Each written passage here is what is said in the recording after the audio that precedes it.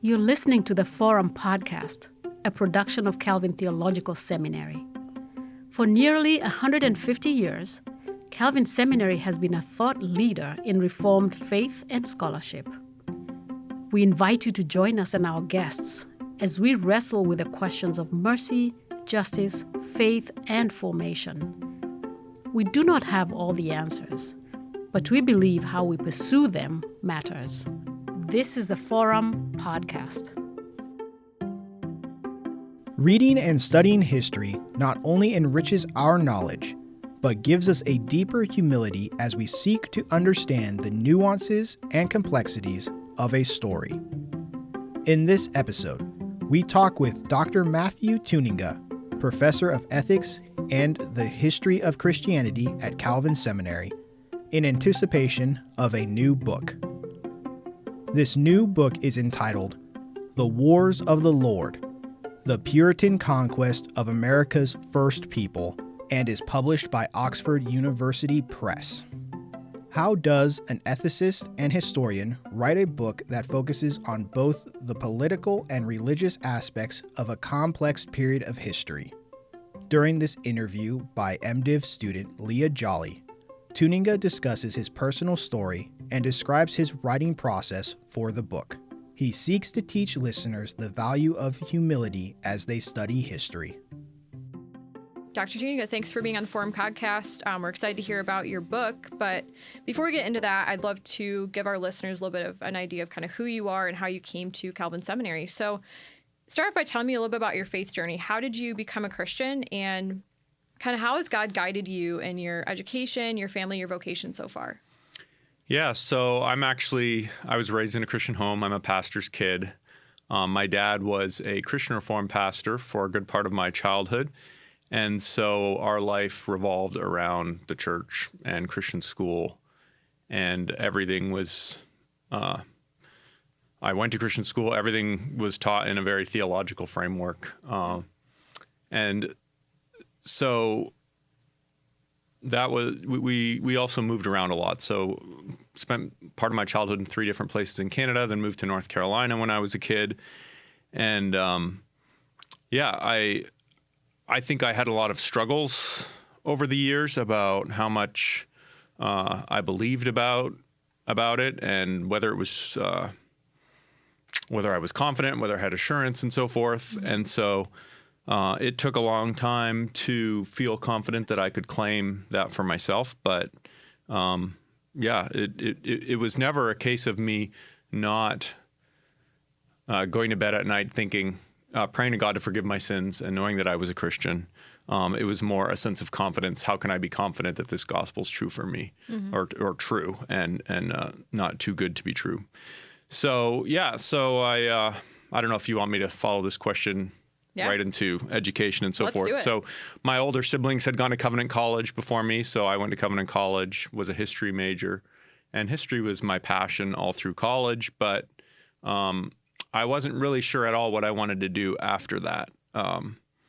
I had professors who wanted me to go do grad school in history, get a PhD or something like that. I think I was a little probably burned out about school and thought I would rather be involved in making history happen than just studying what other people were doing. So I ended up going to Washington, D.C., worked a couple of years for a U.S. congressman and for the FBI in counterterrorism as an intelligence analyst, but found that I wasn't really cut out to be a government bureaucrat or sort of devote my life to working for the government either. So that kind of reinvigorated, I think, academic interests in me and the sense of wanting to pursue those. So I, at that point, and I was still wrestling with a lot of the same religious questions that I'd been wrestling with when I was a teenager.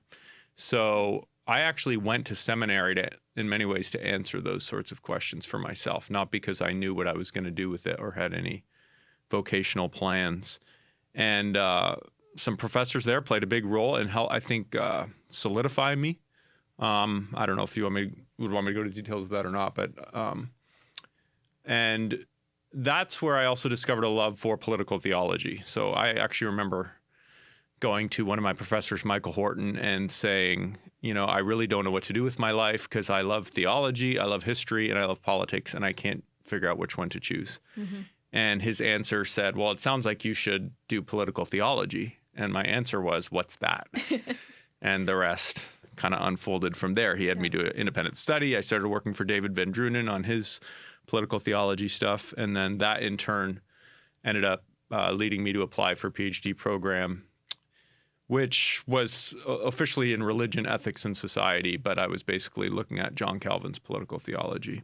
So, yeah. And I had met my wife, Elizabeth, in seminary. She was doing a historical theology degree there, and we got married within a year of meeting. And our oldest son, Joel, was born there at Westminster Seminary in California. And then when he was like a few weeks old, we moved across the country to Emory University in Georgia. And then my two daughters, Catherine and Sarah, were born there. So, yeah. So coming from then Georgia to West Michigan, how did that work out? Like, was it just you saw the job, you applied, and that was kind of it? Or were you kind of looking other places? Yeah. So as anybody who's gets a PhD knows, the academic job market is really brutal. To this day, many of the people I got a PhD with do not have academic jobs.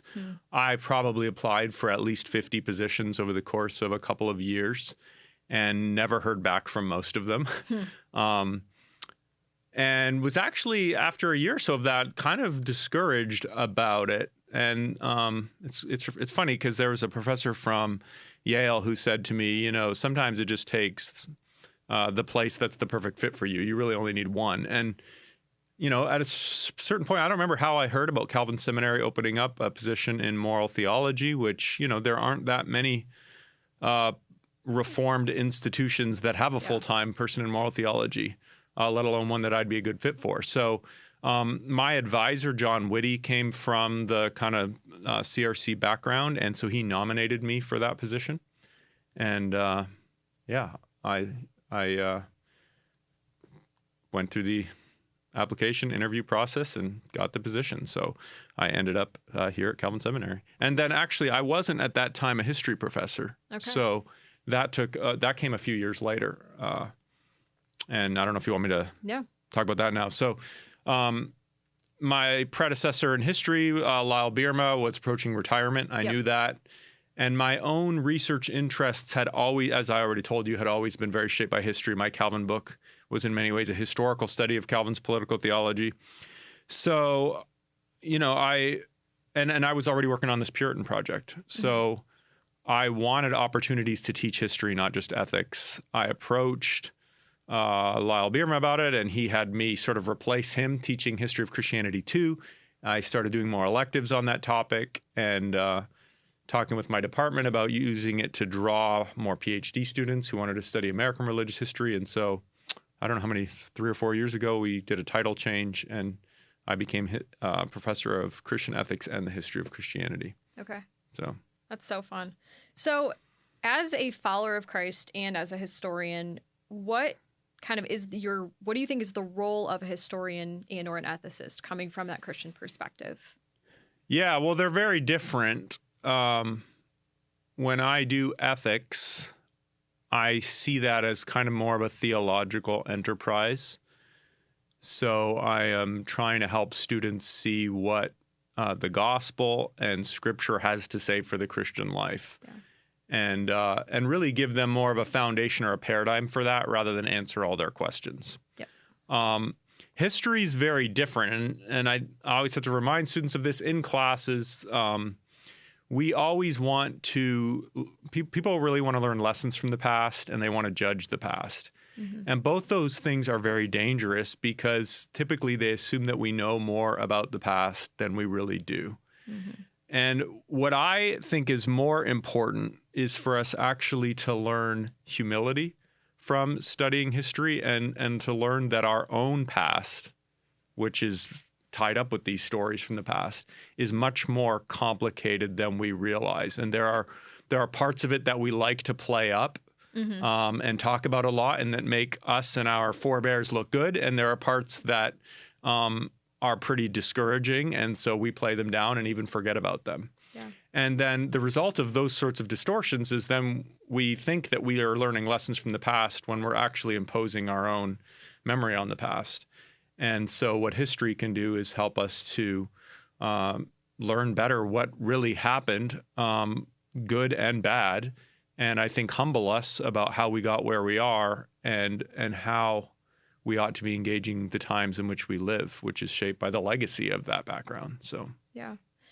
And both within the classroom and even within your work in the church, how do you think like a deeper knowledge of history or ethics, how would that shape a believer's life? You've kind of got into the humility aspect of studying history. But I'm sure some people would be like, why would I need a church history class? Why do I need an ethics class? Why is this so important to me? Yeah. Why have that deeper knowledge? Well, anytime, I mean, when you're living the Christian life, whether that's in a community or in a political election season like what we're in right now, or whether you're doing ministry, you're doing that in a community, there's always a story. And that story impacts different people in different ways. Mm-hmm. And other people, whether from other backgrounds or religions or ethnic groups or whatnot, are going to be remembering different parts of that story than you are. And if you don't know the broader story and its nuances and complexities, you're probably going to engage them in a way that's only informed by your community and its perspective rather than seeing all the complexities of the whole situation. So I think, history isn't just about the past, it's also about the present. Yeah, and it's absolutely essential to discerning how we should relate to people now. And that's whether it's just about understanding who they are and why they are the way they are, or whether that's about solving problems that we need to solve in any aspect of life. So, it's sort of like trying to live or do ministry without history would be like going through a dating relationship, getting engaged and marrying somebody without ever knowing about their past. Yeah. We can imagine all the complexities that come from that. Absolutely. Yeah. So turning our conversation a little bit, you've edited a book on Kuyper's theology of charity and justice, and then you wrote your dissertation on Calvin's political theology. Obviously, one was a dissertation, but what was the inspiration or kind of the motivation behind those two projects? Yeah, so the dissertation obviously came first. My driving question when I went to Emory University was actually informed by political context and my frustration with the reactionary ways in which Christians engaged politics. And I perceived there a lot of either sort of triumphalism, over-optimism about what difference Christians could make, or a sort of bitterness that came about through the failure of that vision.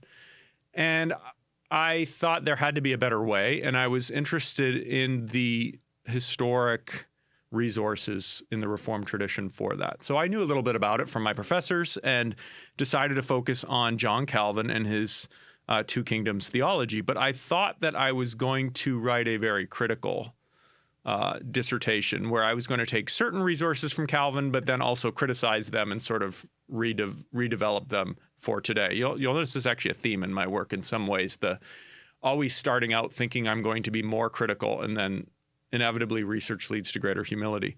So what I found was that I had a lot more to learn from Calvin than I thought, that he didn't make the mistakes that I thought he made. And so the book ends up, the dissertation, which became my first book, ended up simply trying to really do two things. One was show people at a deeper level than anyone had done what Calvin's political theology was all about, what made it tick, and really show its scriptural roots. And then secondly, how it could, and I mainly just do this in the introduction and the conclusion, but how it can help us today, especially for Christians who are in democratic, pluralistic contexts. And you know, the fundamental idea of it is that we cannot conflate the kingdom of Christ with the political institutions of this world. And so we need to find a way to engage politically that is faithful to the gospel, faithful to the kingdom, but without being triumphalistic. And the opposite side of that is if we're not triumphalistic, we're less likely to be reactionary and bitter when our ideas fail. So that was my work at Emory, and then that, getting that into book form after that. And while I was doing that, I was actually approached. I didn't seek out to do the Kuyper project, but Jordan Baller at the time at the Acton Institute asked me if I would be interested in being one of the editors in their series, which was publishing for the first time in English all of Kuyper's works on political theology. And they asked me to do the volume on his writings on charity and justice, so economic type issues. Yeah. And that was fascinating. I learned a lot about Kuyper, and in similar led a similar fruit as with the Calvin Project, in the sense that I discovered so much that we can learn from Kuyper, and a lot of what we can learn from Kuyper isn't what I would have thought we could learn from Kuyper going in. Okay. And so, the introduction to that, which is the part that I actually wrote because it's an edited volume, is essentially trying to glean principles from Kuyper's political theology, again, for how Christians can engage liberal democracy in a constructive way. And then most of the volume are Kuyper's own writings, where he is speaking in that vein. So, yeah, that's absolutely fascinating. They're two very different things, it seems, but then you're finding all of that overlap. So you mentioned a little bit earlier when you were talking about your interest in history, you mentioned the Puritans, and now you have a whole book coming out about them in January. What brought you to consider a book on the Puritans? Like I said, I don't know too many people that wake up one day and are like, I'd love to write a book on this. So what kind of questions did you have? What conversations did you have that motivated this project? Well, so ever since I was young, I've been passionate about history. That goes back to when I was 10 years old, and my dad took me to a big Civil War reenactment and completely captured my imagination. And ever since then, my hobby had always been history. My undergrad degree was in history. And so, I'd been at Calvin a couple of years, and I was trying to find ways to do more history research, but connect that to the work that I had already done. So what I was especially interested in is the Reformed political theological tradition, and then how does that come to be expressed in American history?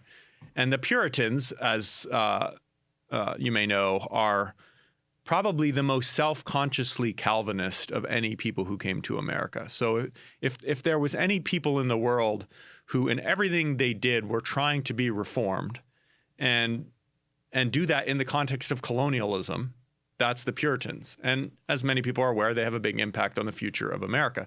So it seemed logical to me, if I wanted to do something on America, and I had been working on Calvin, to follow that trajectory through the Puritans. Mm-hmm. And that would lay a foundation for doing further work on American religious history. So, but again, when I started that, I didn't know what sort of project it was going to be. Initially, I thought I might just write a journal article on Puritan political theology. Yep. And I realized it was a lot more complicated than that. I started to see that there was so much of the story of colonialism that I had never even heard of. I mean, about half the book describes events that about 2 years before I started writing on the book, I had never heard of at all. So the latter third of the book is on King Philip's War. I'd never heard of King Philip's War 2 years before I started writing the book. Okay. It was probably the bloodiest war per capita in American history. And so I realized that there's this whole story about the Puritans, these reformed people, and that everyone has an extremely superficial knowledge of. Yep. But what actually happened, what tragedies it led to, what triumphs were involved, people are very unaware. I also found that all the criticisms I thought I would make of the Puritans were harder and harder to make the more I really wrestled with their story and who they were and the decisions they had to make in context. And so I found myself shifting in my mind away from, first of all, from a journal article to a book, and second of all, away from a evaluative project, more toward one which would just faithfully tell their story with all its complexities. I also learned throughout that I would have to really narrow it down and not just focus on Puritans and politics in general, but on something central. And what really captured me as the part of the story that was least known was their relation to Native Americans.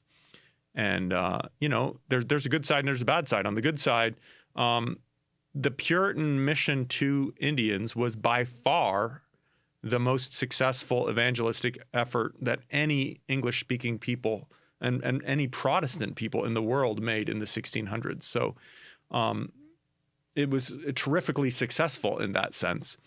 On the other hand, the wars that resulted from Puritan colonialism, as I already mentioned, were some of the bloodiest in American history.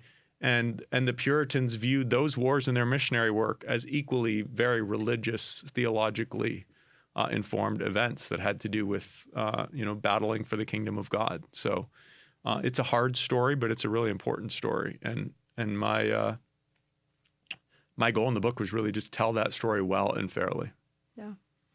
So tell me a little bit more about your research process. You had a grant for research, you traveled a lot, and it sounds like you also traveled with your family and also with just by yourself. So where did you travel, and what were even some of the highlights of being able to share the research process with your family? Yeah, so I will say I didn't travel as much as I thought I would have to because while I was working on this, COVID was happening. And as many historians now talk about, that dramatically changed the way historians can access archives. Yep. It's made our lives a lot easier. So archives that in the past would have required a physical visit, now we're not allowing a physical visit. And so they were offering to make all these digital copies for me. What the grant did is it helped me to pay for some of those copies that the archives had to produce for me, go to some of the very few that I did need to go to in person. And then what maybe was most formative was actually visit the sites where the key events in my book happened. And you can read all about an event in primary sources or secondary sources, but if you don't actually go on the ground to that place, you inevitably have a distorted understanding of how it happened. And that's true even though the events in my book happened, 350 to 400 years ago, and so much has changed. I mean, Boston today is nothing like what it was back then. But there are other examples of places that haven't changed that much. Also, like many historians, I like to drag my family to various historical sites, whether they are interested or not. So I did that, and some of them they found fascinating, and others they probably struggled to see why this random field mattered. But some of the highlights included, so there is a absolutely fantastic museum in Connecticut called the Pequot Museum. It may be the best museum about Native American history in the United States. They have a massive recreated, I think, wax Indian village, Wampanoag village, with at least half a dozen wigwams and a little Indian palisade and all these Indians doing the various things that they would do. And that's just the best part of a museum where the whole thing's really fascinating. My kids loved that. My daughter, Sarah, was always imagining herself as a Pequot for a very long time after that. So that was really spectacular, and I highly recommend people visit that. It's actually part of the Pequot Reservation, so it's still run by descendants of the people in my book. Another good example is a sort of darker example. So in my book, I tell the story of the massacre at Mystic, where about 500 to 700 Indians, including women and children, were slaughtered by Puritan forces. And so I wanted to go see where that happened. And when I went there to the location where this is in Connecticut, what struck me is there were no signs, there were no monuments at all. The only reason I could find it is because I looked it up online and had pinpointed the spot. And there's on this hill where this huge massacre happened, it is now basically a residential neighborhood, and you would never know anything. Now, I did find out that there used to be a monument there, but the monument was to the captain of the English forces who conducted the massacre. And so that monument had been removed and moved somewhere else, but they never replaced it with any sort of monument, let alone even a plaque describing what happened here. The only trace of it is that street going over the hill is, if my memory serves correctly, is called Pequot Avenue. So that's kind of a counterexample of the way in which we erase troubling parts of our history. Yeah. And I'll give you one other quick example. So in Western Massachusetts, one of the big landmarks that was very important to Native Americans for centuries was this mountain, small mountain, which they called the Great Beaver because it's in the shape, from certain angles, looked like a beaver. And So that captured my kids' imagination. And there were, we went there and we hiked up to the top, and you get a really good view of the area in the Connecticut Valley. And I could point out my best guess at where some of the key events in King Philip's War happened. And there's a whole Indian legend behind the story of the Great Beaver and so forth. That's pretty neat when you can see something that is so obviously still there. It still looks like a beaver today. Yeah, that's fascinating. It's always, like you said, you can read about it in a history book, but then to actually go where it happened adds a completely different dynamic to it.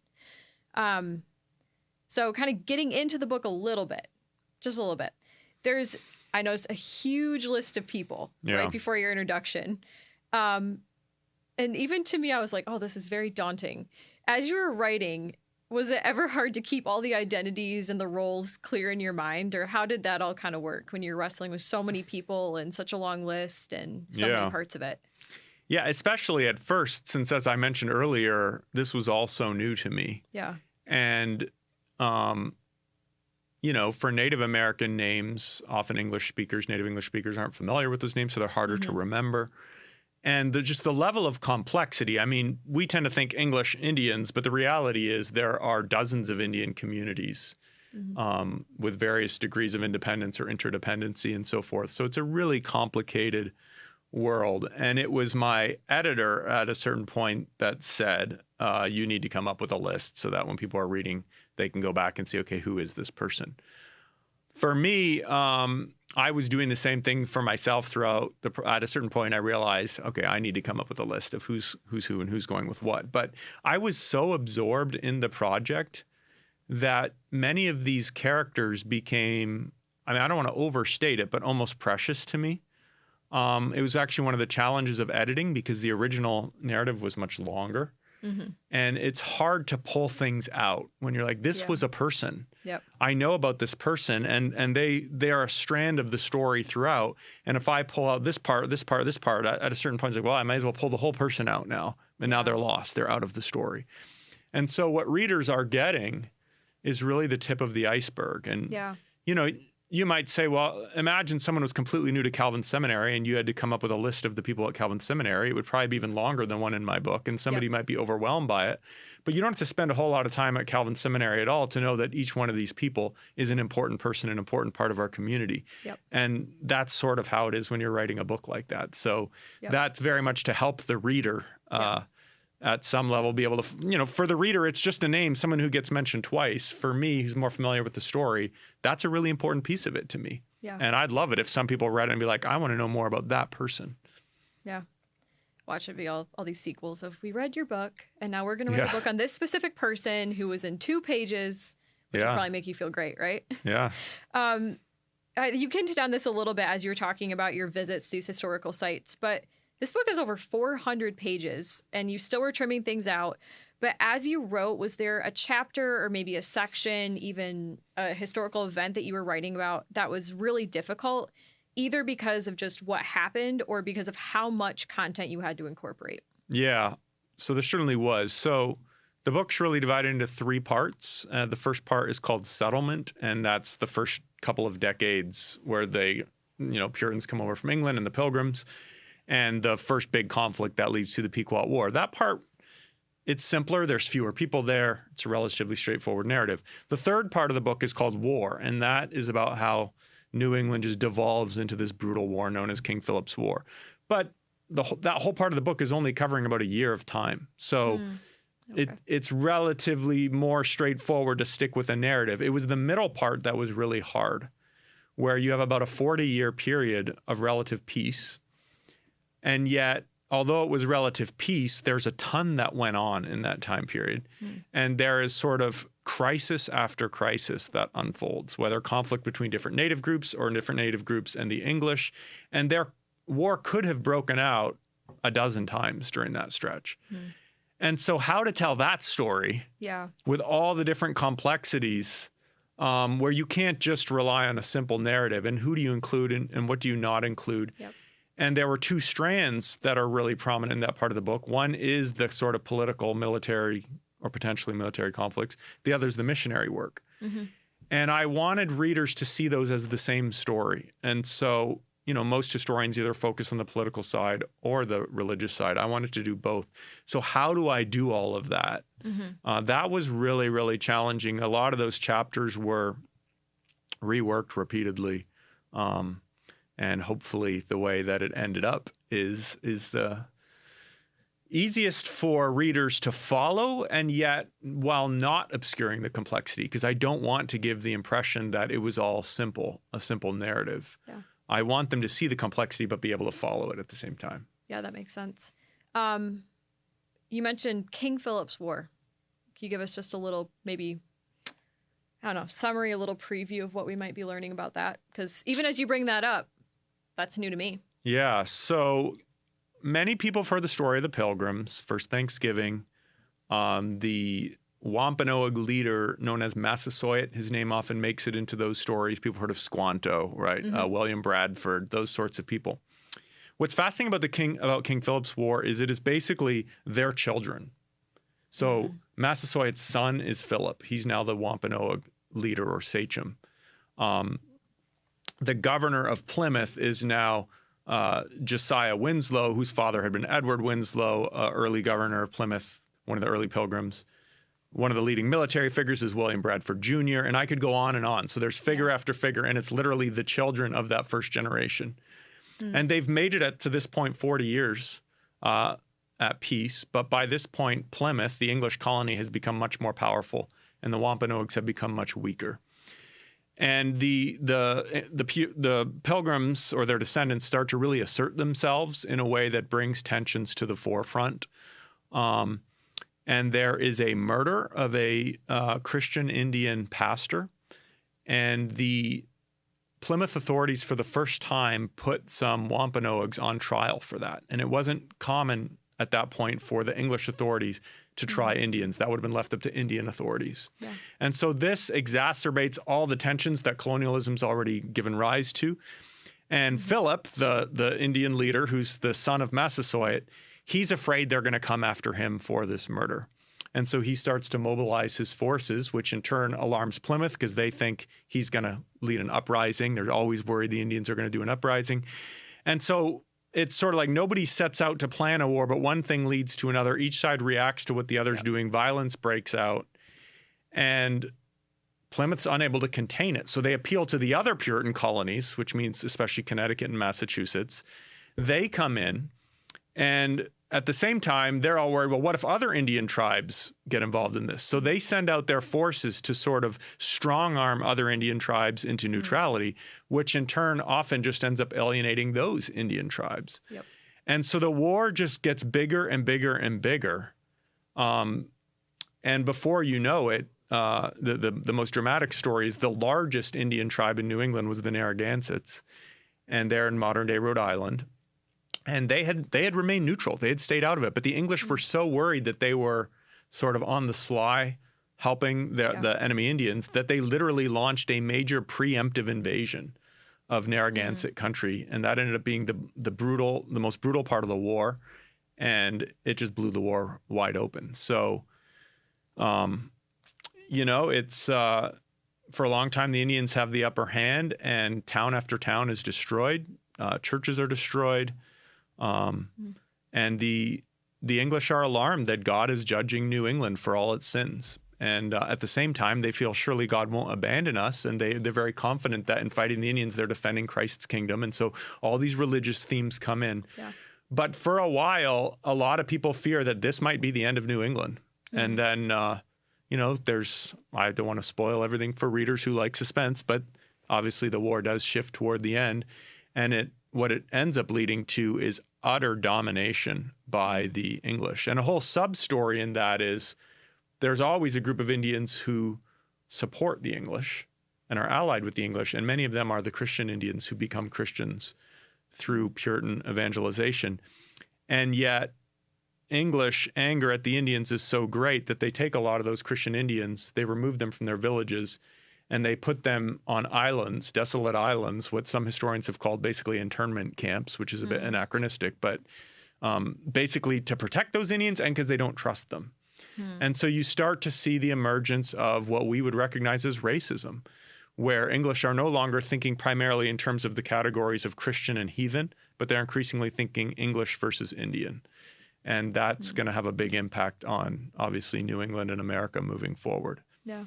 So, yeah, a lot there that I think people don't realize happened that helps explain where we went from there, and that's food for thought. Yeah, absolutely. Well, thanks for sharing that. So as you anticipate the book's release, hopefully in January, what do you hope readers kind of take away from reading a 400-page history of the Puritans and this war? Yeah, so I think two things that I typically say. So I like to say Americans like their history like a Marvel movie where there are heroes and villains. Mm-hmm. That's also how we like our politics, unfortunately. And the real world is just not like that. No. So if you think of the two main stories represented in my book, one is the story of Christianity and one is the early part of the story of America. And I hope this book will lead Christians to a more honest assessment of the complex legacy of Christianity. Yeah. Even in part of our story that many people might look back and think, oh, those were the glory days, you know, the Pilgrims and the Puritans and this land of liberty and all that sort of stuff. It's not quite like that. No. And at the same time, as people will see reading the book, I don't demonize the Puritans either. There was a lot they did right. There was a lot they were trying to do right. And that's part of the story too. So I want people to walk away with a much more complicated and honest sense of the story of Christianity. And then the other side of that is a much more honest assessment of the complicated story of America, mm-hmm. which there too, you know, for a long time, the story of America was told as this heroic story, starting with the Pilgrims or the Puritans. Mm-hmm. Today, sometimes people go to the opposite extreme where they almost want to tell the whole American story as if it was just a nightmare of brutality and oppression. And anyone reading my book will see it's not that simple either. It's way more complicated than that. And I'll just a little example of this is I read the whole manuscript of this to my kids, which tells you that it's accessible to a broader public because they were able to follow it. And, at various points toward the end of the war, of the book, which is about the part of the war, I would ask them, who are you most sympathetic to in this story? And inevitably, they would answer by saying the Indians. But then I would have to ask them, well, which ones? Because the Indians were never all on the same side. Yeah. And they had a much harder time answering that question. And that reveals the levels of complexities that's just an angle into the levels of complexity that are there. And I think America, our politics, our understanding of our own history would be a lot better if we stopped trying to turn everyone into heroes and villains and understood these stories in terms of just the deep levels of what happened, the complexities of what actually happened. Yeah. And like you said, these are real people with real names. They lived real lives. It shouldn't be as simplistic as just good thing, bad thing, hero, villain. Yeah. There we have it wrapped up in a pretty package. Yeah. In fact, the story's not about us, right? So we like to take our categories and use them to interpret the past. And even historians fall into this trap, I think, all the time. But, what happened in the 1600s was not about us. They didn't think through our categories. Yep. And, as long as we insist on our perspective shaping the past, we're going to continue to learn the wrong lessons from it, so to speak, and fail to understand who we ourselves are because we're the result of this past. Yeah. So is there kind of a new perspective you hope readers encounter in reading this book, or something that they take away into their kind of daily lives after reading it? Yeah, I think I've already tried to summarize that. Yeah, but even if people who read this book see it as just an example, but you could write a similar book about 1,000 other episodes in American history or Christian history. Yep. And so, when a big public debate breaks out about the legacy of racism or the legacy of slavery, or the founding of America and what it means, or religious liberty, things like that, I hope people will be humble. I really do. And sometimes I I wonder if people are almost disappointed that that's the main lesson that I want them to walk away with. But I think we could use a fair dose of humility in our culture right now. Yeah. And a willingness to respect and learn from each other, and try to, maybe I haven't emphasized this side of it, but see each other's humanity just as we see the humanity of the people in the past. Absolutely. One last question as we wrap this up. But now that you have this book on the Puritans done, is there more Puritan history in the future for you, or are you going to kind of shift gears a little bit? I am shifting gears a little bit, at least for now. Okay. I always, my own self, I always kind of want to see, well, what happened next and what happened later. And so I'm actually currently working on continuing to follow the Reformed tradition, but looking at the Presbyterians who lived in North Carolina and Virginia during the Civil War crisis, which, like the Puritan book, is another sort of moment of great moral tragedy and moral complexity. And I'm endlessly fascinated by the question of how did these sincere Reformed Christians, who I take to assume were just as sincere as I am, and how did their faith guide them or fail to guide them as they lived through some of these really difficult and tragic and hard situations? Absolutely. Well, we are looking forward to this book coming out in January and having you back on here to talk more of the nitty-gritty of it. Congratulations. Thank you. Excited, and thanks for being here. Yeah, thank you, Leah, for all your questions. Yeah. Thank you for listening to the Forum Podcast. To learn more, go to theforum.calvinseminary.edu.